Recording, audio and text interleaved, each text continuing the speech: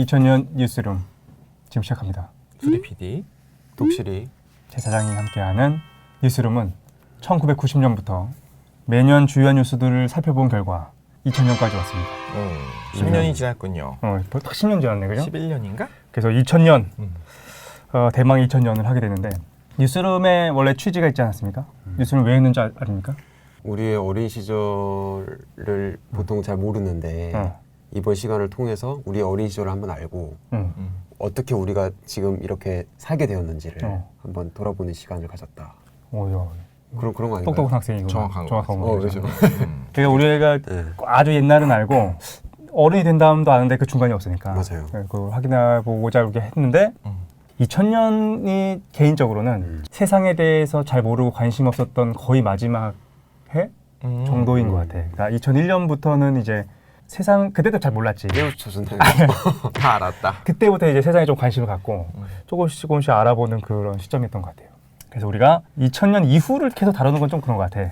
그래서 2000년까지 좀 다룬 다음에 좀 재정비하고 그렇게 하는 걸로 하겠습니다. 2000년이면 몇 살 때였죠? 왜 매년 물어봐요? 헷갈리게.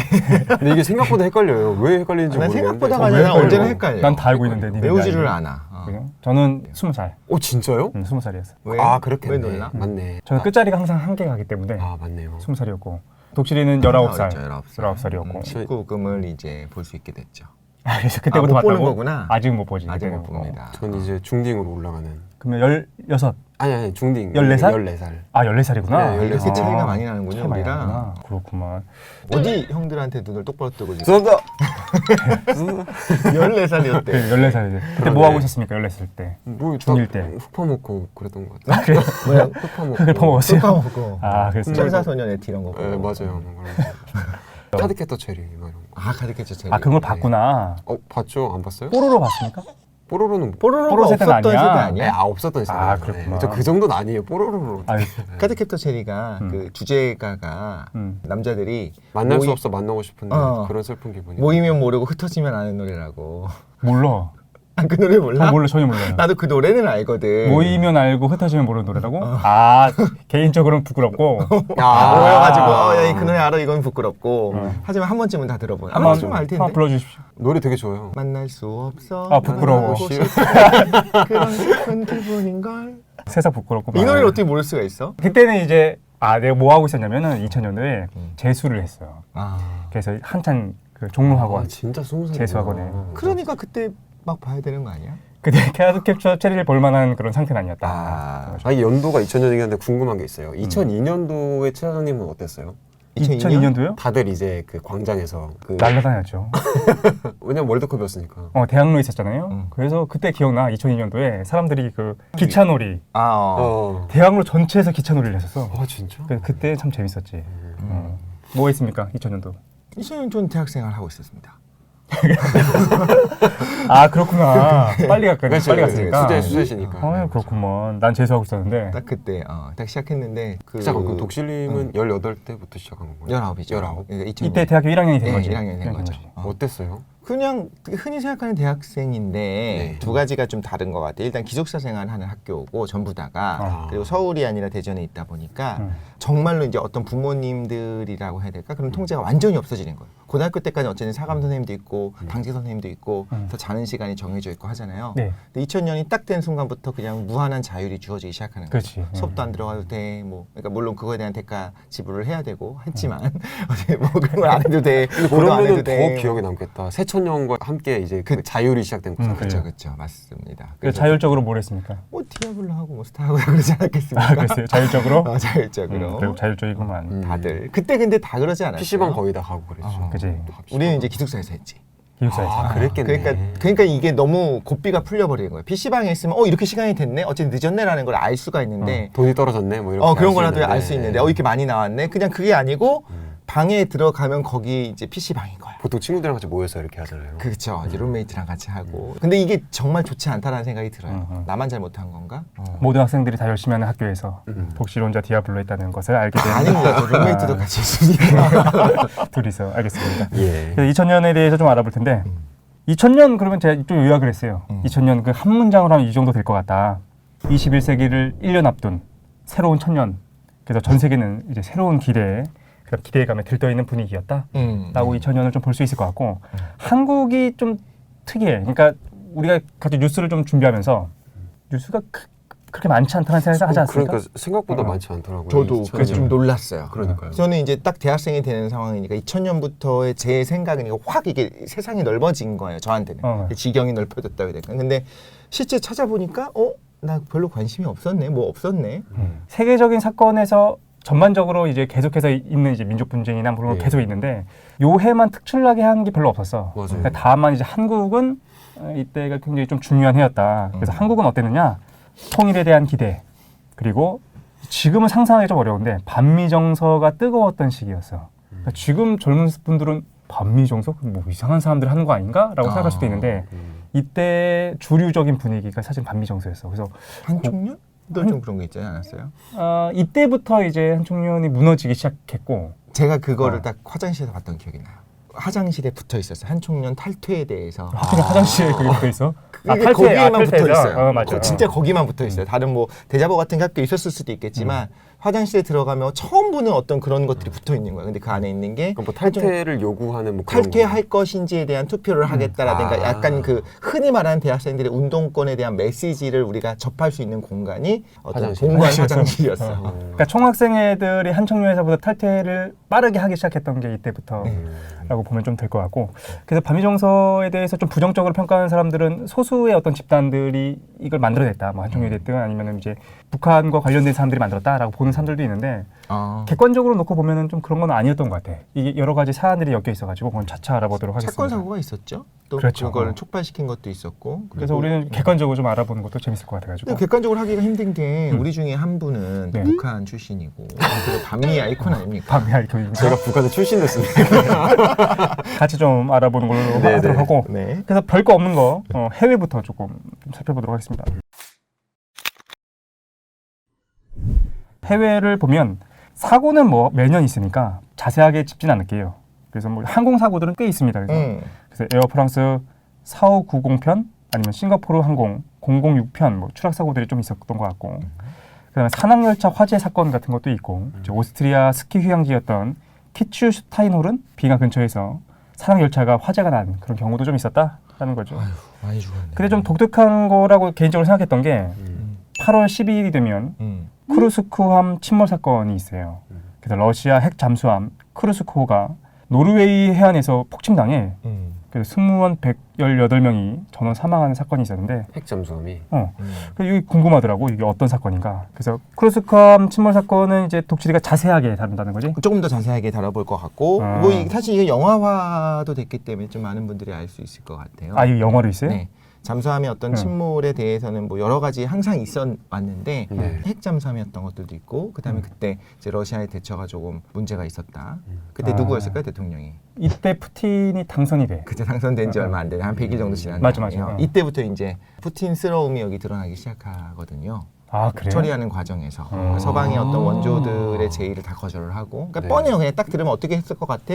제의를 거절했을 것 같아? 바로 도와달라고 했을 것 같아? 거절했을 것 같아. 당연히 그럴 것 같잖아요. 딱 그게 그냥 가요. 아, 그래? 근데 그 과정은 조금 우리가 보면 우리가 좀 알 수 있는 부분이 있지 않을까. 네, 궁금한 것도 있으니까 이건 좀 자세히 알아보도록 하고. 네. 또 어떤 게 있었느냐? 뭐 여러 지역과 나라에서 지도자들이 선출이 됩니다. 그 3월 18일이 되면 대만 총통 선거에서 천수이벤 민주진보당 후보가 국민당의 51년 집권을 종식시키면서 이제 선출이 되게 되고, 사실 나는 이제 천수이벤 총통을 좀 다뤄볼까를 생각하다가 요거는 그냥 넘어가도록. 왜냐면은 천수이벤 총통 같은 경우에는 우리나라 이제 노무현 대통령이랑 비교가 많이 됐었어. 근데 나는 개인적으로 요걸 비교하는 게 좀 맞나 싶기도 한 게, 천수이벤 총통 같은 경우에는 결과적으로는 좀 부정적으로 평가가 되는 사람이에요. 그러니까 대만 내에서도 지지하는 사람들이 별로 없어. 그런데 형식적인 측면만 놓고 보면 비슷한 측면이 있어요. 인권 변호사도 했었고, 그 다음에 장기 집권하고 있었던 여당을 좀 갈아엎기도 했고, 뭐 형식적인 삶의 루트를 보면 비슷한 부분이 있는데 그 평가에 있어서는 같이 대등하게 놓고 보기에는 좀 어려움이 있을 것 같아가지고 다룰까 하다가 요건 뭐 나중에 기회가 되면 하도록 하고, 3월 26일에는 러시아에서 대선이 있죠. 그래서 블라디미르 푸틴이 이때 당선이 되게 됩니다. 그럼 미국에서는 누가 당선이 되느냐? 공화당의 조지 W. 부시, 아들 부시가 그때 민주당의 엘 고어를 누르고 승리하면서 미국의 이미지가 좀 문제가 되기 시작했던 것도 사실은 이때부터다라고 보면 돼.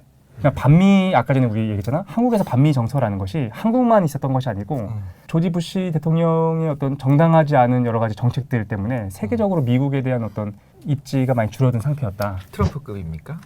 사람마다 평가가 좀 다를 것 같긴 한데 뭐 비등비등하다. 비견될 정도구나. 그 당시 시대 상황에서의 어떤 충격의 정도를 보면 그렇지 여러 가지 이제 정당하지 않았던 모습들이 많이 보였기 때문에 네. 이런 게 있었다는 거죠. 그리고 일본에서는 가까운 일본에서는 마음으로 가깝습니까? 지리적으로 가까운 일본에서는 좀 흥미로운 일이 하나 있습니다. 10월 22일이 되면 일본 역사학계의 흑역사가 하나가 발견이. 이거군요. 네. 이거 알고 있습니까? 알고 있습니다. 다른 방송에서 한번 했었어요. 이걸 독실이가? 그것까지 기억이 안 나네. 어쨌든 그때 하면서 봤었던 기억이 나요. 이거 좀 웃기던데. 이거 간단하게 좀 알아보면 아마추어 고고학자였던 후지무라 시니치라는 사람이 유적 조작 행위를 했던 것이 발견돼요. 20년 만에 발견된 거야. 이 사람은 언제 등장했느냐면 81년에 등장했는데 그가 손대는 곳마다 유물들이 너무 좋은 것들이 막 발견되는 거야. 그래가지고 신의 손이라고 불릴 정도로 이제 일본 역사학계에서는 되게 주목받는 그런 사람이었다. 하디슈였다. 이 사람이 어떤 일을 했냐면은 일본 인류의 역사를 원래는 한 3만 년 정도까지 있었는데 70만 년까지 뒤로 당겨. 확장을 한 거예요. 그래가지고 이제 주요하게 교과서에도 실리고 이 사람이 관련된 유물들 박물관에 정식도 되고 학계에서 논문도 많이 나오고 그런 사람이었다라는 거죠. 근데 뭔가 좀 이상해. 어떤 게 이상하냐? 유물의 상태 아니 그 유물이 발견된 맥락이 좀 이상한 거야. 아니 이게 여기서 발견된 게 좀 이상한데 같은 유물의 조각인데 너무 멀리서 발견되거나 뭔가 좀 이상한 맥락이 있었어. 근데 일본 고고학계가 계속해서 침묵을 지키게 됩니다. 그게 이유가 있어요. 왜냐면은 이제 그러니까 일본이 계속해서 하고 싶은 게 그거잖아. 일본의 독자적인 인류가 아주 오래전부터 있었다라는 것을 계속 하고 싶었는데 주변 국가에서는 그런 것들이 나오는 거야. 중국이나 한국. 대표적으로 한국 같은 경우에 또 이때보다 조금 앞서서 뭐가 있었냐면 수리PD랑 나랑 잘 알고 있는 게 있는데 전국에 천사 맞아요. 유적지가 있어. 맞아요. 우리는 잘 알아 그거를. 그래서 이제 그 축제도 있죠. 축제도 고인돌 있고. 축제였나? 맞아 그런 거. 우리 부대 옆이었어. 전곡. 거기도 있는데 고창에도. 그래?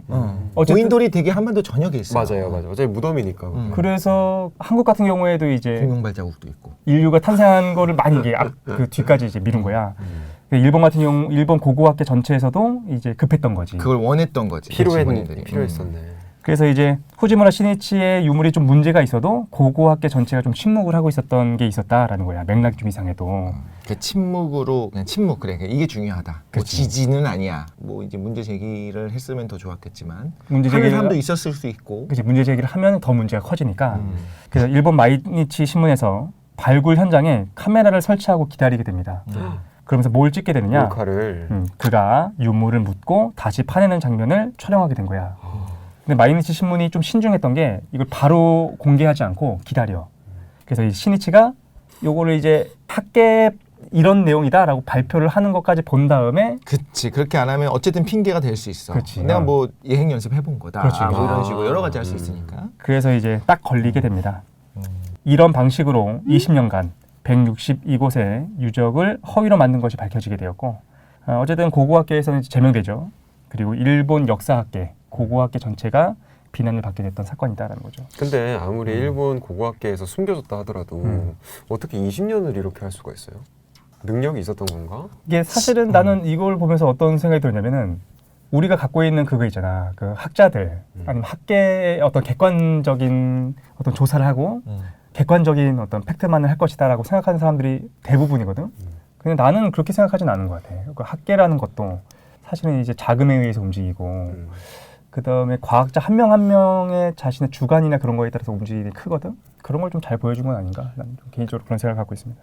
사실 우리가 여긴 일본의 비난 가능성이 많이 있죠. 이런 부분에 대해서. 근데 또 일본만의 문제라고 할 수 없는 게 우리는 더 사실 객관적이다라고 모두가 신뢰할 만한 결과라고 일단 기본적으로 가정을 깔고 가는 어떤 논문에 있어서의 황우석 그런 것도 있었잖아요. 그러니까 이거 딱 황우석의 어떻게 보면 일본의 어떤 고고학계의 판인 것 같아요. 그래서 이 부분에 대해서는 기본적으로 이런 것 같아요. 일단 자정작용이 있었는가도 중요하긴 한데 누군가가 어떤 결과를 발표를 할 때 이게 조작될 가능성이 있는가를 일단 기본적으로 신뢰를 하고 가니까 조작은 안 했을 거다라고 하는 가정하에 이제 흐르는 만약에 그런 학문이 있다면 그러니까 황우석 박사의 경우에는 사실 그런 상황이었죠. 논문을 해갖고 사진까지 찍어서 발표하는데 이걸 조작을 과연 했겠느냐. 결과 안 나왔으면 안 나왔겠지. 안 난 걸 나왔다고 하겠느냐라는 게 이제 기본적으로 깔려 있었던 거예요. 그래서 이제 더블 체크까지 안 하고 이렇게. 그런데 실제 이런 조작들이 황우석뿐만 아니라 일본에서도 또 나중에 나와요. 그 줄기세포 만드는 방법에 대해서 뭐 홍차에 담그기만 하면 된다고 그리고 했던. 한국도 사실은 이제 역사학계에서 이런 비슷한 일이 한 번 있었어. 이후에. 저는 요 생각은 들어요. 지금 말씀하신 게 되게 정확한데 근데 고고학계에서만큼은 조금 더 날카로운 눈으로 봤었어야 되는 게 과거부터 유럽을 포함해서 조작이 너무 많았어요. 뭐 말도 안 되는 이런 뼈가 발견됐다, 뭐가 발견됐다, 뭐 공룡을 포함해서 공룡도 어떤 것들이 발견됐다 이런 것들을 보면 나중에 알고 보니 조작이었었던 그 막 19세기에도 그런 게 있었는데도 불구하고 사실 고고학이라고 하는 게 나타난 지 얼마 안 되는 학문이잖아요. 생각보다 우리가 과거 역사에 관심이 없었어요. 인류가. 근데 지금 먹고 살만하고 배부르고 등 따시니까 좀 시작을 한 거지. 근데 초창기에는 진짜 어떻게 보면 자기가 이슈몰이 하려고 조작을 했었던 것들이 많이 있었거든요. 그런 사례들이 있는 걸 알았으면 조금 더 날카로운 눈으로 봐야 되지 않았을까라는 좀 아쉬움이 있네요. 그러니까 그래서 요거는 뭐 요 정도로 알아보도록 하고 이제 우리 두 번째 통일로 넘어가도록 하겠습니다. 네. 통일 통일과 됐나요 그때?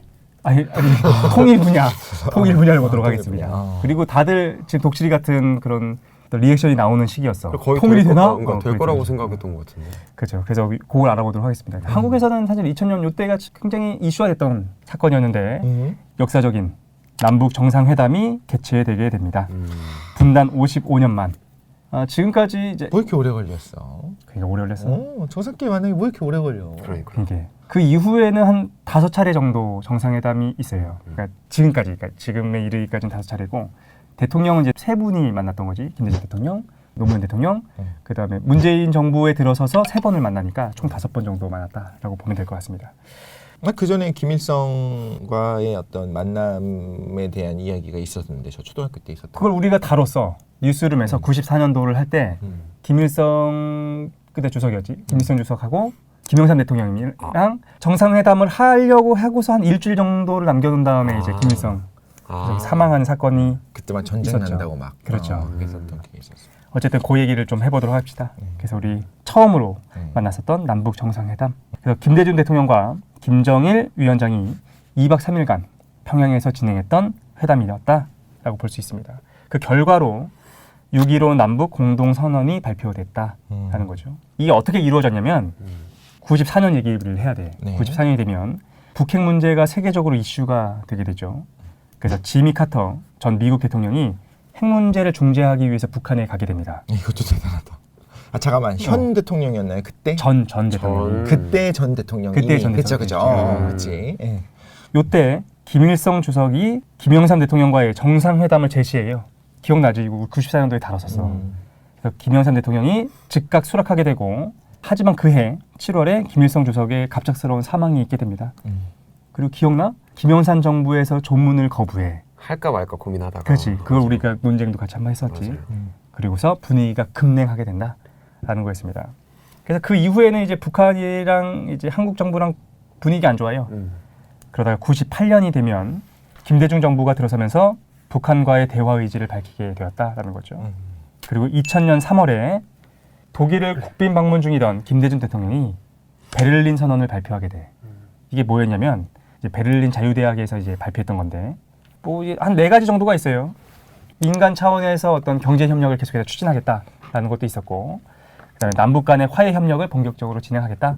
이산가정 상봉을 추진하겠다. 그리고 4번째가 중요한데 남북 기본 합의서 이행을 위한 당국자 간 대화를 하겠다. 그러니까 대화하겠다. 이런 걸 발표하게 되는 거야. 북한이 어떻게 하느냐? 회담 개최 의사를 밝힙니다. 그래, 회담하자라는 거죠. 그래서 상하이, 베이징에서 수차례 비공개 협상을 진행한 끝에 남북 정상회담이 합의가 되게 됩니다. 당국자 간 대화가 이제 또 확대돼서 그럼 그냥 정상끼리 정상까지 간 거야. 가보자. 된 거야. 하기로 했었으니까. 사실은 요 정상회담이 합의되는 그 과정도 지금의 이제 국정원장 하고 계시는 이제 박지원 국정원장도 요거에 관련된 내용들을 얘기하거든. 근데 흥미로워요. 재미있게 잘 돼 있는데 어쨌든 극적으로 타결이 돼. 그래서 극적으로요? 그렇죠. 남북 정상회담이 합의가 됩니다. 6월 13일 8시 15분이 됩니다. 아침. 김대중 대통령이 청와대를 출발하게 돼. 그리고 아유, 일찍 출발하시네. 일찍 하시죠. 아침형 인간이시네. 그러니까 2박 3일밖에 안 되니까 그래. 아침부터 우리도 여행 갈 때 2박 3일이면 맞네. 더 빨리 빡빡하게 하죠. 6시에 막 해야 되죠. 거기다 북한이면 언제도 가보겠어요. 그러니까 국내 여행으로 봐야 되나요? 해외 여행으로 봐야 되나요? 우와. 해외는 아니다. 여행이 아니고 이제 회담하러 가는 거니까. 그래요? 그래서 네. 아침 8시 55분이 되면 네. 공항에서 출발 전 대국민 인사를 하게 돼요. 공항을 가잖아, 거봐. 공항으로 가잖아. 그래서 대국민 인사를 해. 네. 이제 이렇게 말씀하십니다. 민족을 사랑하는 못하겠다. 아니 이런 것도 우리 이거 할수 있습니까? 셰프님이- 이거 저는 한번. 북한 출신이라 참. 아 그래요? 아 그래? 아 거부하는 겁니까 근데 지금? 보통 이제 그 김대중 대통령 하면 그거 아니야? 막 이거잖아요. 그렇죠. 그렇죠. 민족을 사랑하는 뜨거운 가슴과 현실을 직시하는 차분한 머리를 가지고 방문길에 오르고자 합니다. 이렇게 말씀하셔. 아, 이명박의 냄새가. 뭐 그렇게 크게 웃어. 아 근데 이거 비슷한 것 같아요. MB 쪽이랑 약간 다른 것 같아요. 그치. 약간. 아침 10시 27분이 되면 평양 순안공항에 도착하게 되고 이때 이게 되게 감동적이었는데 김정일 국방위원장이 비행기 계단 아래까지 와서 직접 마중을 하게 돼. 이것도 사실은 이제 북한 측에서 관계자들이 반대가 많았대. 그렇게 하지 말라. 근데 이제 김정일이 구도가 가겠다. 그렇게 나올 수 있겠구나. 그렇죠. 굳이 거기까지 가냐도 있을 거고. 그치, 굳이, 근데 공항까지 어쨌든 필요 아래 없다. 있고 위에 있고 요 장면들과 뭐 여러 가지 있을 수 있었겠네요. 어쨌든 그래서 직접 간 거야. 그리고 그 장면 기억납니까? 난 TV로 이걸 생중계를 봤었는데 그래서 이제 김대중 대통령이 내려와서 둘이 이제 양손을 이렇게 맞잡는 장면인데 제수하다가 제수 중에. 재수 중에 내가 이거 어떻게 봤지? 난 그 생각이 들어서 보통 제수 중에는 어떤 정치적인 부분에 대해서 관심이 많이 사라져 있는 타이밍이잖아요. 근데 이거는 어쨌든 역사적 사건이긴 하니까. 그때 그러니까 그게 관심이 있었나? 이때가 6월이잖아. 한창 이제 수능 준비하는데 그럼에도 봤네 이거를. 왜냐면 이것만큼 재밌는 게 없었을걸요? 그래서 공부보다는 뭐든지 그렇죠. 다 모든 게 재밌지 재밌잖아요. 않겠어? 그랬을 방 수도 청소도 있고. 재밌고. 그러니까 봤겠지. 그렇습니다. 이때 한국인들이 충격에 빠지게 돼요. 기억이 나. 한국인들이 뭐라고 얘기했느냐? 뿔이 없네? 이거 있어. 기억나요? 진짜? 뿔이. 아 그래 옛날엔 빨갱이가 진짜 뿔이 달려있을 거라고 믿었던 게 근데 옛날 아니에요? 이때까지도 그랬어. 이때까지도 언론에 김정일, 김일성 이게 뭔가 모습이 정확하게 나오거나 북한 사회의 모습이 나오거나 그러지 않았다고. 악마처럼 약간 그런 게 있었고. 김일성은 제 기억에 이제 뒤에 혹이 있어서 그거 그치. 되게 맞아. 커리커처 같은 걸 크게 그려놨었었고 맞아요. 북한 사람들은 다 뿔이 나 있고 다 악마 같은 사람들이 약간 이런 인식은 있었는데 아니면은 너무 못 살거나 막 사회가 황폐하거나 막 그런 줄 알았어. 근데 2000년에까지 그런 이미지가 있었는지 잘 모르겠어요. 그러니까 그 이미지가 저의 내적으로는 서서히 사라졌지 어느 타이밍에 이 장면을 보고 나서 사라진 건 아니었어요. 아니야. 장면 때문이었어. 이게 박지원 아니, 국정원 내 내적인 거를 자기가 이렇게 확실하게 아, 사장님이 이거 그랬던 거 아니에요? 뭐? 이제 뿔이 있었던 거 아니야? 이렇게 생각했던 거 박지원 아니에요? 국정원장도 그렇게 얘기해. 아 그래요? 그래서 북한 사람들과 이제 협의를 계속 하잖아. 그러면서 박지원 국정원장이 뭐라고 얘기하냐면은 자기가 이제 협의를 하면서 북한 사람들이 뿔이 있거나 그런 사람들이 아니구나를 느꼈다는 거야. 근데 실제로 뿔이 있다고 생각하지 않았겠지. 근데 그 정도로 이미지가 안 좋았는데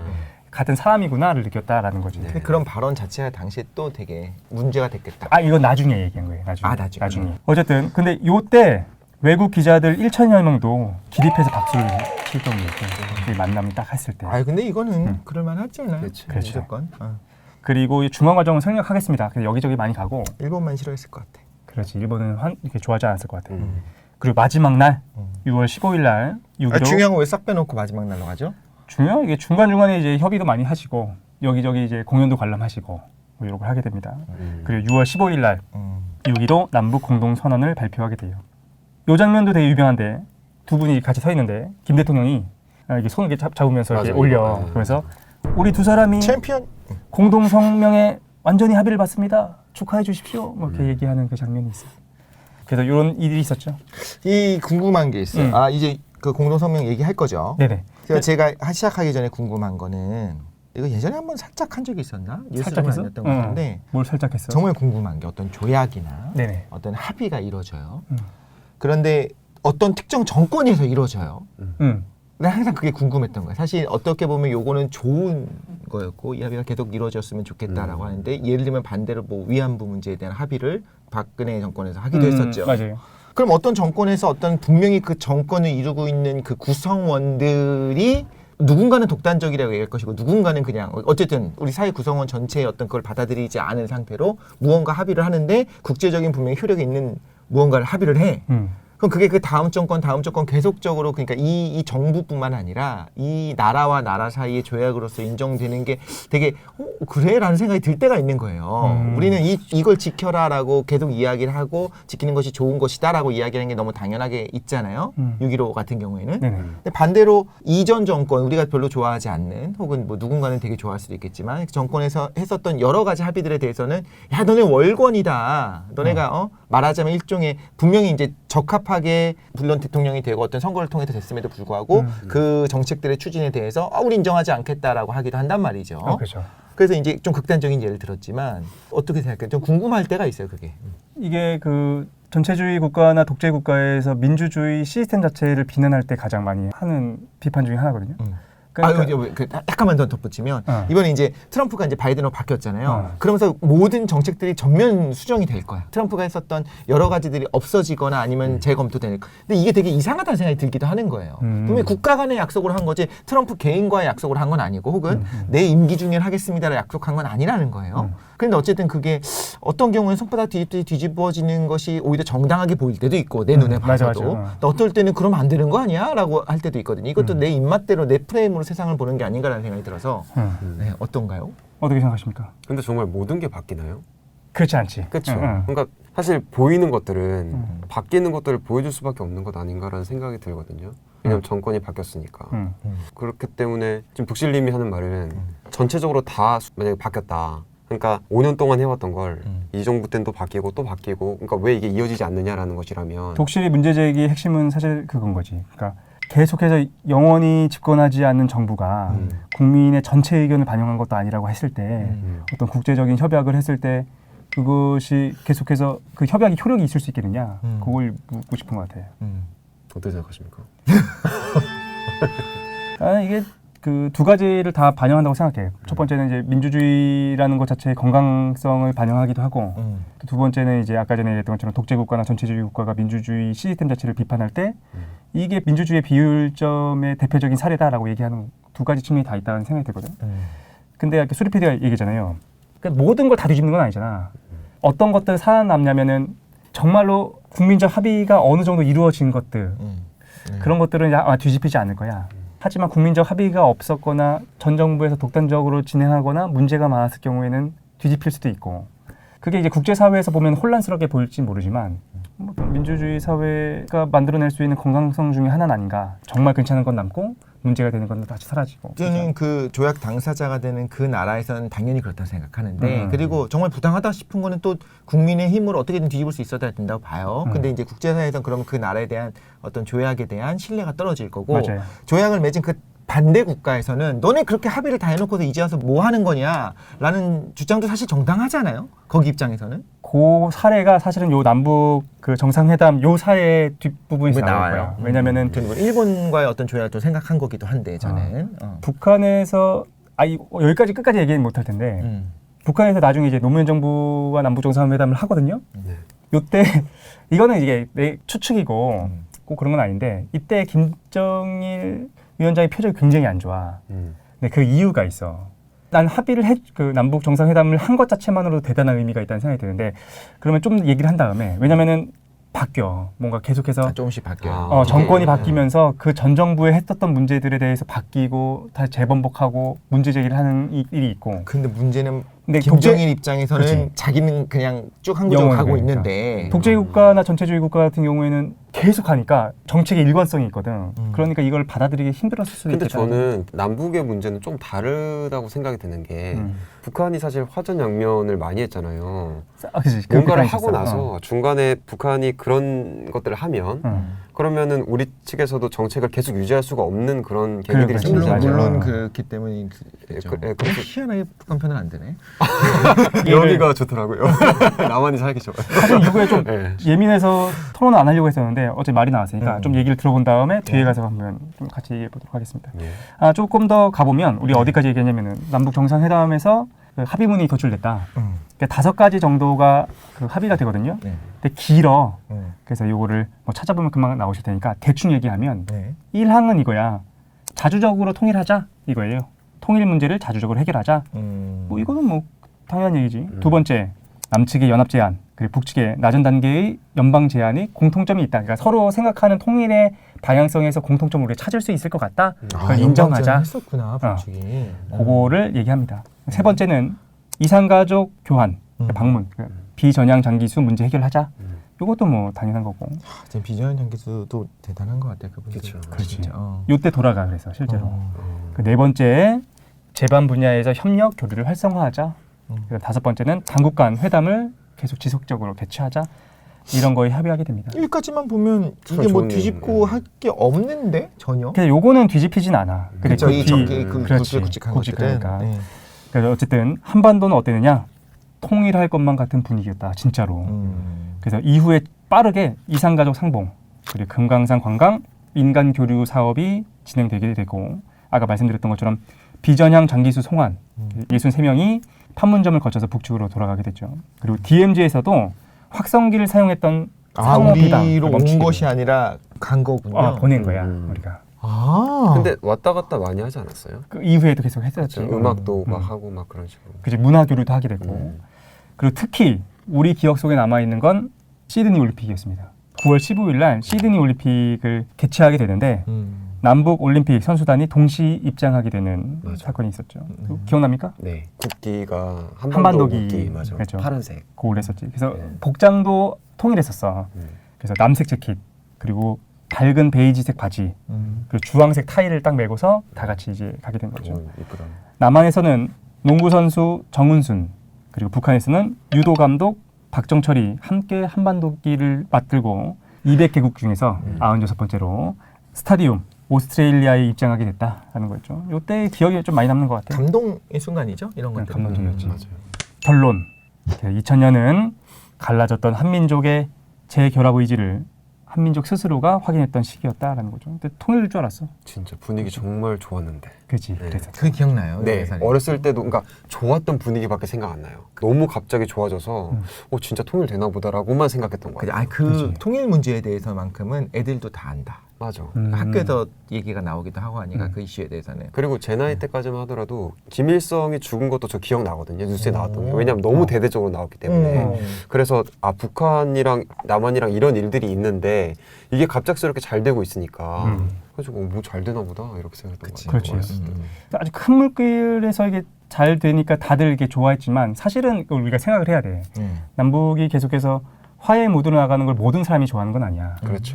왜냐면은 이게 전체적으로 분위기가 좋으니까 가만히 있는 거지. 어떤 인권 문제가 해결되지 않은 상태에서 남북 문제를 다루거나 아니면 역사적인 문제를 해결하지 않은 상태에서 이걸 다루는 거에 대해서 불만인 사람들도 사실 당연히 있는 거고 그것도 우리 한국 내에서의 하나의 입장인 거니까 그걸 기억하고 있어야 돼요. 기본적으로 화해 무드로 간다는 거는 정권에 대한 어떤 정당성을 어느 정도 인정해줘야 가능한 거잖아요. 그걸 너무너무 이제 그건 불가능하다고 할 수 있는 그분들의 주장도 다 일리가 있다고도 생각을 하거든요. 그렇지. 그리고 실제로 문제가 발생하게 됩니다. 이게 해피엔딩으로 끝나진 않아. 네. 2003년까지 좀 가긴 해야 되는데 2003년이 되면 대북 송금 사건이 발생하게 됩니다. 근데 이 용어 자체도 사실은 둘로 나눠서 좀 부르는 것 같아.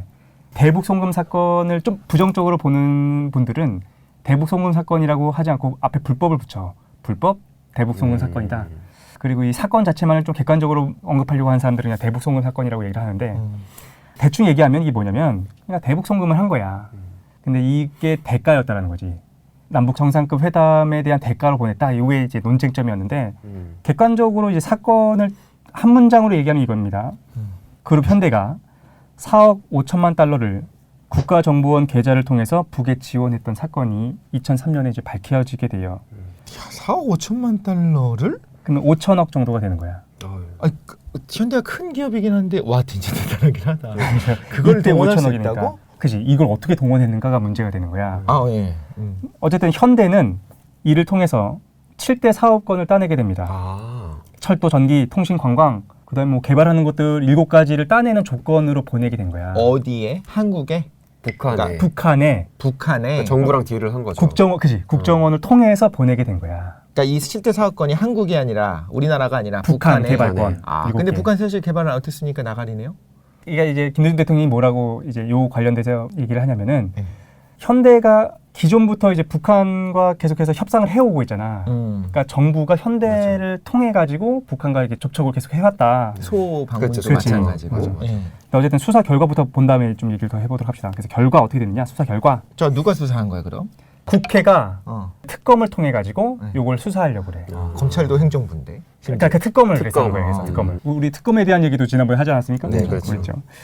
그래서 결과 어떻게 되느냐? 특검의 결과 정부가 산업은행의 외압을 행사해서 현대그룹이 자금을 대출받게 하고 그 돈을 북한에 불법 송금한 거다라는 거지. 그러니까 현대가 7대 사업권을 따내기 위해서 북에 송금한 것 자체가 사실은 실정법상 문제가 되는 거야. 근데 여기에 정부가 어떤 식으로 개입했느냐? 요 5천억을 대출받을 수 있도록 산업은행에 압력을 행사했다라는 걸 밝혀낸 거야. 이게 결과고 이거는 그럼 이게 팩트네요 그냥. 팩트야. 그 대법원이 어떻게 판결을 하느냐? 어쨌든 실정법상 위반을 했다는 거야. 외국환 거래법을 위반했다.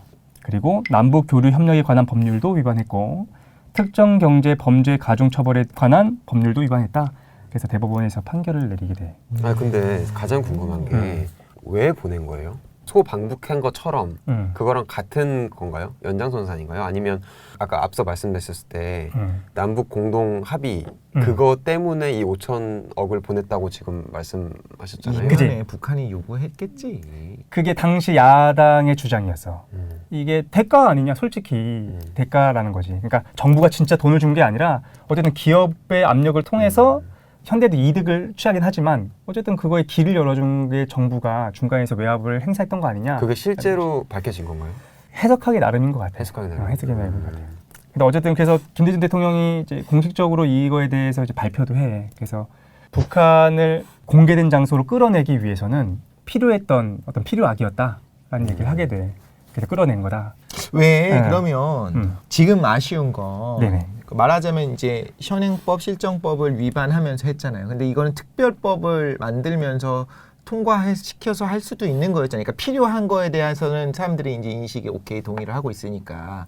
근데 말하자면 이거를 딱 정권을 딱 바꿔서 박근혜 정권이 이걸 했다. 다른 나라에게라고 하면은 여기선 이건 필요하다고 생각하지만 다른 부분에서는 분노할 사람들이 있을 수 있단 말이에요. 그렇지. 그러니까 왜 그렇게 하지 않았을까? 그렇게 할 수 있지 않았나요? 그때 국회가? 그게 구성이 안 됐나? 단순하게 쉬운 문제는 아니었던 것 같아. 그리고 이때 총선에서 사실은 이제 야당이 대다수를 차지하게 되거든. 그러니까 뭔가 통과하기가 쉽지 않은 거고. 그리고 이게 우리가 이렇게 생각하는 거야. 정부라는 게 매우 효율적이고 항상 절차적으로 움직이처럼 보이지만 또 급박한 상황도 있고 여러 가지 상황들이 있으니까 이거는 판단하기 나름인 것 같긴 합니다. 그래서 우리는 판단하지 마도록 합시다. 그래서 대북 송금과 관련된 이 사건에 대한 의견이 갈리고 있어요. 옹호 의견은 당연히 이거야. 북한의 빗장을 열기 위해서 어쩔 수 없는 조치였다. 이런 과정이 있어야지라는 얘기를 하는 사람들도 있고. 그 실제로는 여기서 그러니까 우리가 명확하게 드러나지 않지만 아까 처음에 얘기했었잖아요. 요즘 이슈가 되는 부분에 대해서만 계속 이슈가 되고 계속 기사 나온다 했잖아요. 그러니까 북한을 말하는 게 아니라 많은 나라에서 어떻게 주고받는 어떤 조약들을 보면 이면에 여러 가지 사실이 있을 거야. 그렇지. 근데 요게 이제 많이 드러난 거일 거고 이게 정상적이다라는 얘기는 아니지만 어쨌든 간에 무언가 분명히 딜들이 항상 있는 거죠. 사실 오늘 이게 우리가 주요하게 깊이 있게 파는 뉴스는 아니지 않습니까? 그래서 우리가 더 얘기 못 하는데 이게 노무현 대통령과 민주당이 갈라서게 했던 계기가 되기도 해요. 그러니까 노무현 대통령이 이때 이제 집권을 하게 되잖아. 그때 특검에 대해서 거부해야 된다는 여론이 컸었어. 근데 노무현 대통령이 특검을 수락을 하게 돼.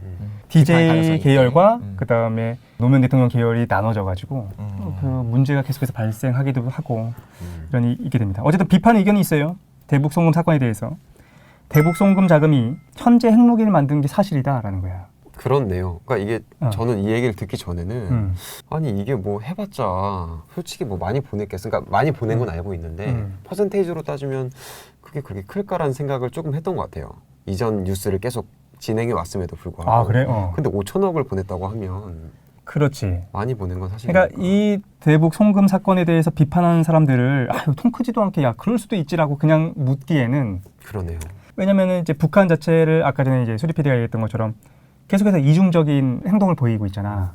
그리고 인권에 대한 문제도 있고 그 다음에 주적 아니야. 그러니까 그런 관점에서 이 대북 송금 사건을 보면 김대중 정권에 대해서 실망할 수도 있겠다라는 좀 생각이 드는 것 같아요. 그 북한에서 외화의 그 이때 파이가 어느 정도 되는지 5천억 정도면 그거를 알면 조금 더 우리가 자세하게 알 수도 있겠네요. 그리고 뭐 5천억을 예를 들면 초코파이로 보냈다. 그러면 이제 다 모두 오케이 했겠지. 돈으로 보냈을 거 아니야. 그지? 달러로 그치. 보냈나? 초코파이 그리고 좋아.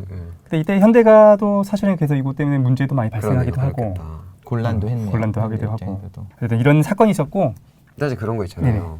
국민적 정서가 사실 그 남북 정상회담이 있었을 때 막 서로 악수하고 이런 것들에 감동한 사람들이 되게 많단 말이죠. 미시적으로. 그렇지 모든 않아요? 사람들이 감동했지. 근데 이 사건이 2003년에 밝혀지고 나서 이명 계약이 있었고 저렇게 서로 반가워하는 데는 5천억의 어떤 그런 게 있었다라고 해석을 하게 되면 되게 서글프다라는 생각도 드네요. 아 근데 또 그렇게 꼭 그 대가가 아닐 수도 있으니까. 아 제가 너무 오버해서 가는 건가요? 아니, 이게 그러니까, 왜냐하면 어떻게 해석되는지를 제가 잘 모르니까. 그러니까 사람마다 해석은 다른 거예요. 이제 아까 전에 우리가 얘기했던 것처럼 수사 결과랑 판결만 객관적으로 봤잖아요. 근데 그거에 대해서 이제 해석을 붙이는 거는 이제 각자 나름인 거니까. 이게 우리 북한 문제에 대한 여러 가지 이제 예민함으로 보고, 근데 이 해석에서 문제가 되는 거는 특히나 이제 핵무기 문제가 된 거잖아요. 그렇지. 그래서 그런데 그거 빼고 생각해 보면 트럼프 정부랑 우리 정부랑 협상할 때도 계속 돈에 생각해보니까. 대해서는 예상 오가요. 그러니까. 뭘 해라, 뭘 맞네요. 내라. 거기서 뭐 대놓고 오히려 언론에 먼저 트위터에 먼저 날리는 게 문제가 맞아요, 됐었지. 맞아요. 그러다 우리 협상해갖고 이걸 좀 깎기도 하고 뭐 여러 가지 하잖아요. 어느 나라나 어느 협상회 할 때는 앞에서는 다 잘 된 것처럼 이렇게 협상이 이루어진 것처럼 하지만 뒤에서 그 실무자들이 이제 머리가 깨지고 있는 거지. 근데 여기서 이제 이슈가 됐었던 거는 어쨌든 간에 5천억을 지원했다라고 하는 것도 일단 기분이 나쁜고 북한에다 지원한 거니까. 근데 그 이후에 봤더니 그 이제 핵무기를 계속 개발하고 있었어. 한 번도 그 의지를 버린 적이 없었어, 북한이. 그걸 나중에 이제 또 알게 되고. 그랬을 때 어떤 비판 여지가 있지 않나라는 생각도 들기도 해요. 근데 이게 남북 정상회담에 대한 그 대가로 그냥 보냈다라기보다는 이렇게 해석할 수도 있는 거지. 어쨌든 현대가 7가지의 사업권을 따내게 된 거잖아. 현대 측의 어떤 기업의 이익에 네. 부합하는 거였고, 그리고 만약에 이때부터 북한이 빗장을 열기 시작했다고 한다면, 그리고 나중에 이제 아들 부시 대통령이 되면서 대북 정책에 대해서 강경하게 입장을 취하면서 북한이랑 이제 틀어진 것도 있거든. 근데 또 부시가 아니었다면, 그러니까 여러 가지 역사에서 가정을 그래도 두기 좀 다른 힘들겠지만. 종류로 문제가 생기겠죠. 이제 일종의 음. 정경유착처럼 보이는 것도 있을 수 있겠죠. 모르겠어요. 아 근데 듣다 보니까 그럴 수도 있겠다. 현대랑 국정원이 그럴듯한 핑계를 만들어낼 수도 있겠네요. 왜냐하면 5천억을 그냥 보내긴 그렇잖아. 그러니까 내가 결국 사업권을 따는 건 현대 측이니까 이거를 사업권을 따기 위해서 5천억을 드릴게요가 아니라 이렇게 해주셔서 감사하다라고 보내면서 사업에 대한 이야기를 할 수도 있는 거 아닌가요? 그래서 모르겠어요. 예, 어쨌든. 그러니까 근데 뭐가 됐든 간에 불법적인 부분이 있는 그렇죠. 거는 이게 확실한 거지. 있으니까, 그렇죠. 외압을 넣은 것도 문제가 될 수 있고. 맞아요. 정부에서 야 지금 파이 분위기로 가잖아. 이 분위기 좋은데 이거 쫓을 거야? 대출 해. 그럴 수도 있지.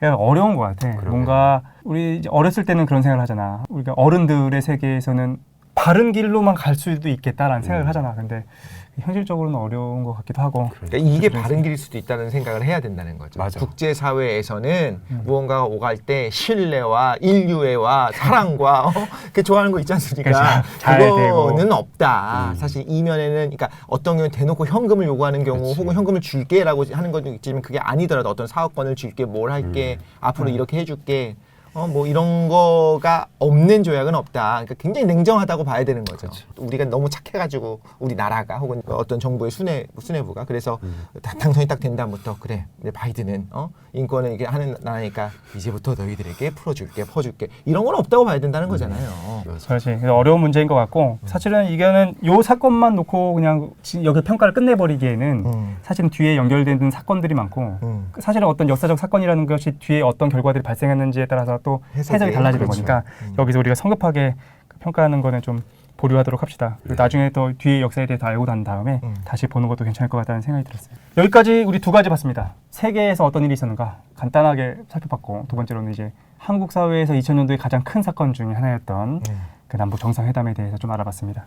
여기서 정리를 하죠, 뭐죠? 네, 정리를 한 다음에 네. 관련된 또 세부 내용에 대해서는 팟빵에서 토론을 좀 진행하도록 하고 다음 시간에 뒤에 더 재밌는 것들이 있어.